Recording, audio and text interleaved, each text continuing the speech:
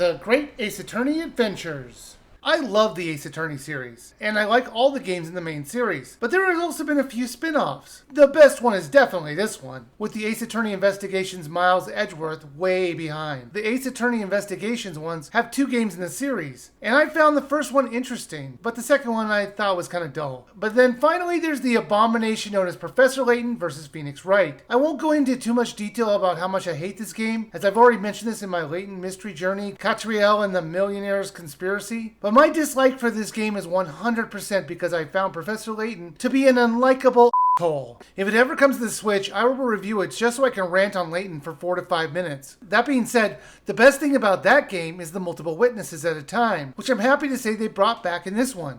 Now, this is technically a snap judgment review since I've only finished the first game, but that's like 35 hours, so it's not some small amount. Also, I didn't play this on the Switch. I played this on my PC, and sometimes I played it with a controller and other times using a keyboard. I do think the game works better with a controller though. You play as Renazuki, I'm sure I butchered that, who gets into one crazy situation after another. He isn't a lawyer, and it's an interesting setup for a court-based game. It's an intriguing framing device that you could say the player is just as new to this world as he was. I won't say how he keeps going to court, but the story makes sense and it'll keep you engaged. To help you throughout the journey, you have a judicial assistant named Sasudu and your best friend Kazuma. One of the best things the Ace Attorney series does is to make characters interesting and engaging, and this one is no exception. These characters were just as much fun to hang out with. The most famous character in this is Herlock Sholmes, for copyright reasons. It is just the famous detective, just a bit dumber, I would say. He often would come up with some very correct, intriguing deductions, but in the next moment he'll come up with some of the most insane leaps in logic. The little Wiiviewer said it's a classic case of high intelligence, low wisdom. They mainly use him in the investigation parts of the game. When you're looking at a crime scene and you need to figure out the complex crime, he'll look at one piece of evidence and just take it to its most absurd just because someone might look in some direction. Then we have to help him correct his deductions. The creators of these games clearly know that the most boring parts of this entire series is the investigations. They try to give it more weight by having us need to break down witnesses using evidence, but when they added that in the second game, I found that really dull and kind of bogged down everything, and I was happy they went in this direction. I love the fluidity of the art style and the way everything was flashy and fun. They really did streamline the investigation parts, and I really appreciated that. However, most of the time you're going to be in court, and once again the court sections were the most fun. You will be interviewing multiple witnesses at a time and seeing their reactions to what they say. If someone reacts to someone's testimony, you're going to need to call them out on it, and you might end up getting more information out of it. There's also a new way of finding someone guilty or not guilty, which is the jury system, where they have 6 random members of the public. If everyone in the jury finds your client guilty, you can actually bully the jury to find out why they voted the way they did, and maybe find 2 jury members who disagree with each other and pit them up against each other to help your case and have them change their vote. It was actually a lot of fun. These people vote guilty or not guilty by launching fireballs into the weighted scales. It was just crazy. These jury members would change their mind so much,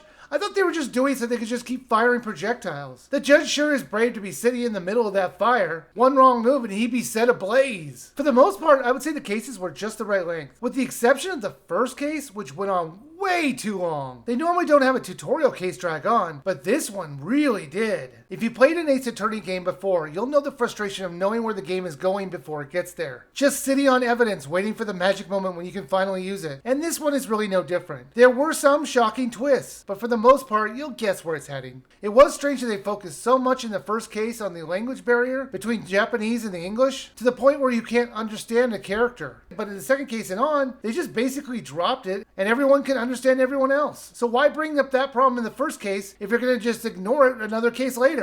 There's actually a great deal of racism towards the Japanese people, and our character in particular. And while this is set in the late 1800s, it really wasn't needed. Also, what definitely wasn't needed was joking about suicide. There has to be a better way to establish a gun on a scene than kidding around about killing yourself. I wish this was like a one-off thing, but it happens multiple times in the scene. The player never takes the threat seriously, as it's done in a joking way, but it's completely unnecessary. The Great Ace Attorney Adventures was pretty good. I liked the main character and the people he surrounded himself with. The investigation parts moved quicker than they usually do due to Herlock Sholmes' deductions. And the court parts were just as fun as the other games. Now this is $40 normally, and at that price it's totally worth a buy. This is actually 2 games in one. That's about 60 hours worth of content. The cases are mostly interconnected and it tells one big story. And there are some unexpected twists. So if you're a fan of the Phoenix Wright games, you'll be at home with this title. And you're going to be just as hooked into this one as well. So buy it now.